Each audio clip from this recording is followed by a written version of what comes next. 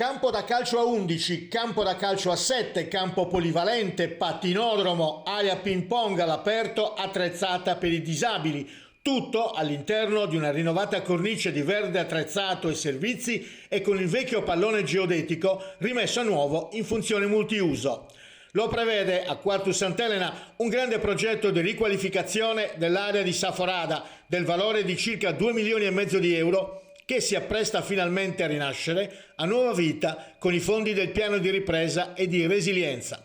I vecchi impianti sportivi a ridosso della 554 verranno rinnovati e integrati in un disegno più ampio che farà nascere il primo parco sportivo outdoor della città di Quartu, grazie anche al grande lavoro degli uffici comunali che portano a casa 2 su 3 dei macro obiettivi individuati dalla misura di investimento su sport e inclusione sociale all'interno della missione 5 del PNRR. Un intervento imponente suddiviso in 2 ambiti, quello del cluster prevede la riqualificazione del vecchio campo da calcio al posto del quale sorgerà un impianto per il calcio a 11, uno per il calcio a 7, un campo polivalente dedicato alla pallavolo e alla pallacanestro, una tribunetta per il pubblico e vari servizi connessi, il tutto all'interno di un'area di 16.000 metri quadrati e per un valore di 1.750.000 euro. Il secondo progetto, iscritto alla cluster 2 del bando PNRR, prevede la realizzazione di un nuovissimo patinodromo e la presenza di un'area verde attrezzata con tavoli da ping pong all'aperto per i diversamente abili.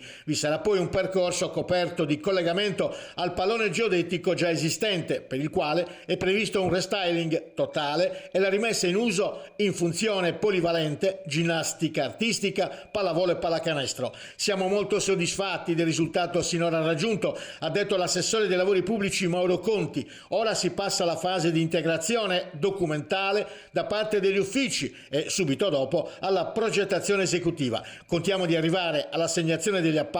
entro il 31 marzo prossimo, come da cronoprogramma previsto.